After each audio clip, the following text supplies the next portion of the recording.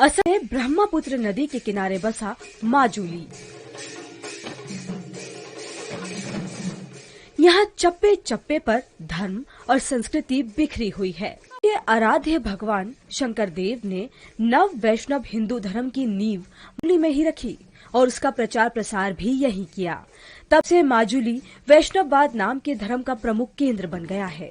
यहाँ भगवान कृष्ण के अलग अलग रूप को पूजा जाता है। यहाँ का जो परंपरा और संस्कृति है वो सत्र संस्कृति है। यहाँ मंदिर को सतर कहा जाता है, जिनकी अपनी अपनी परंपरा और धार्मिक आस्था है। इस वक्त माजुली में छोटे बड़े करीब 56 सतर है, जिनमें सबसे पुराना आओ नीति सतरा है, जिसकी स्थापना 1653 में अहोम राजा ने की थी। भी हमारा जो पुजारी लोग है 6 बजे मंदिर में आते हैं। वो हमारा पास भगवान कृष्ण का अलग अलग रूप है। जो पहला हमारा गोविंद बोलता है, गोविंद को पूजा करते हैं।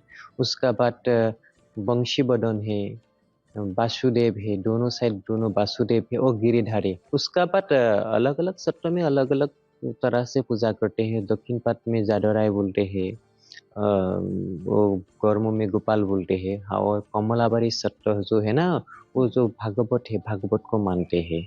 यहाँ राधा कृष्ण साथ नहीं पूजे जाते हैं, यहाँ सिर्फ कृष्ण पूजा होती है। यहाँ कृष्ण की मूर्तियाँ भी उत्तर भारत के मंदिरों जैसी बड़ी सजी धजी और भव्य नहीं है।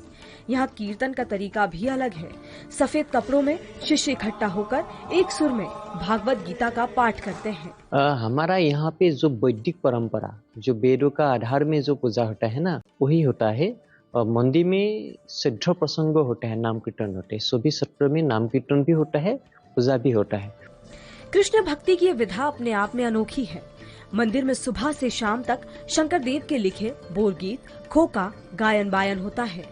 यहाँ सत्रों में कड़े नियमों का पालन किया जाता है। सुबह जल्दी उठकर स्नान करने के बाद पूजा पाठ शुरू होती है। यहाँ पे क्या है, इस रात 7 बजे वो बाहर नहीं जाना पड़ता है। अब हमारा जो ट्रेडिशनल ड्रेस वो ही पहनना पड़ेगा, वो कंपलसरी है। भगवान कृष्ण और विष्णु के रूपों को पूजने वाले माजुली में जन्माष्टमी की बजाय रास पूर्णिमा ज्यादा धूमधाम से मनाई जाती है, जो नवंबर में होती है। जो रास पूर्णिमा होता है ना, उसमें पूरे माजुली में रासलीला सेलिब्रेट करते हैं 3 दिन, और कुछ जगह में 4 दिन भी होता है रासलीला। उसका बाद हमारा सत्र का एक स्पेशल फेस्टिवल है, पालनाम फेस्टिवल।